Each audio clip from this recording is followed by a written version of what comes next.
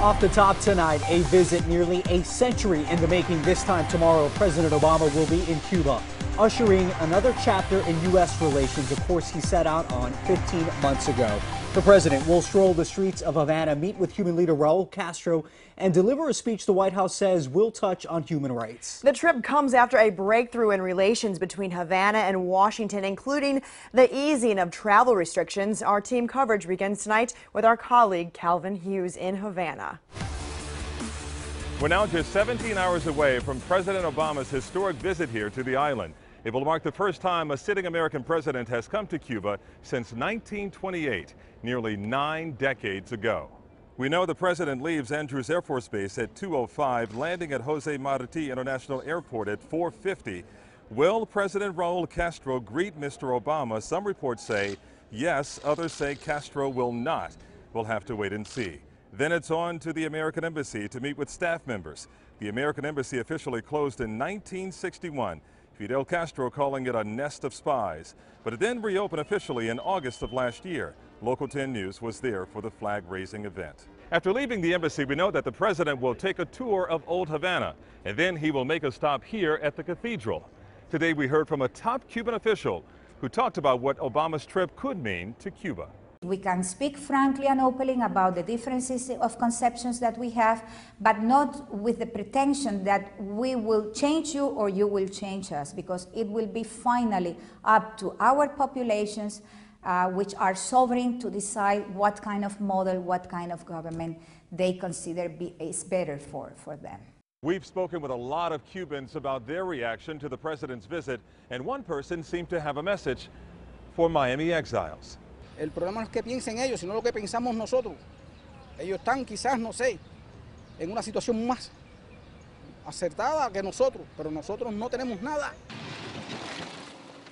Major preparations are still underway at the Latin American Baseball Stadium for the game between the Cuban national team and the Tampa Bay Rays on Tuesday.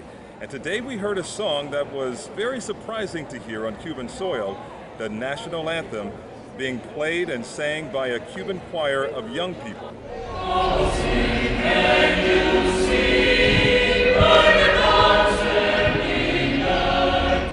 I'm joined now by my colleague Hatzavella, who had a chance to talk with some Tampa Bay Rays players, and we also heard today from Dan Le Batard, who really had some very painful words to say about the game that's going to be played on Tuesday. And listen, Calvin, it makes sense. He is highly critical because he is of Cuban heritage. He says the MLB should have never come here for this game.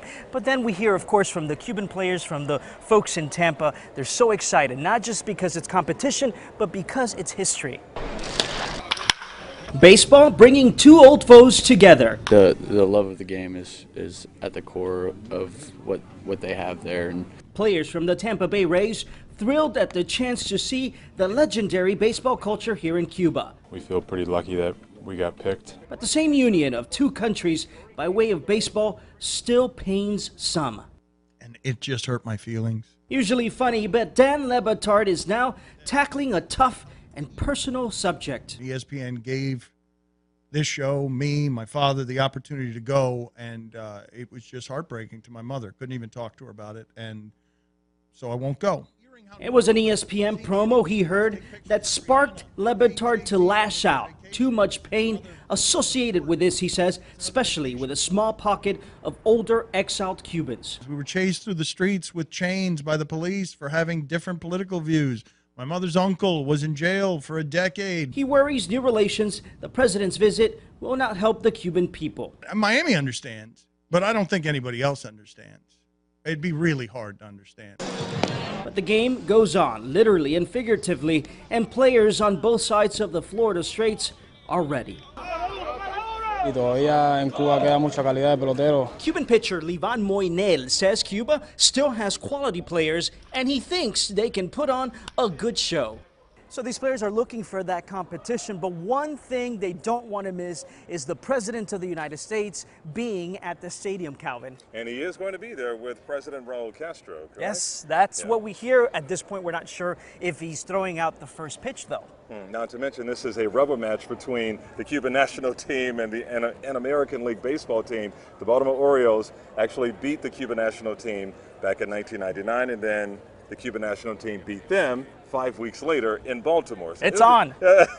No doubt about it. You know, there's a really funny moment today when a Cuban comedian actually got on the phone with the president before leaving to come here. You can't make this up, right? The president likes to joke around a little bit. We've seen it before back in America. Well, here it is. Local 10 already has this story.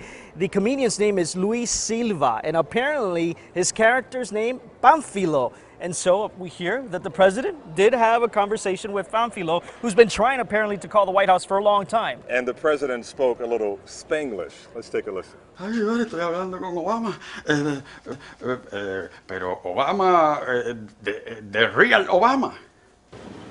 Yes, the real Obama. Who's this? Yo soy Pánfilo de Cuba. My name is Pánfilo. The real Pánfilo from the TV show.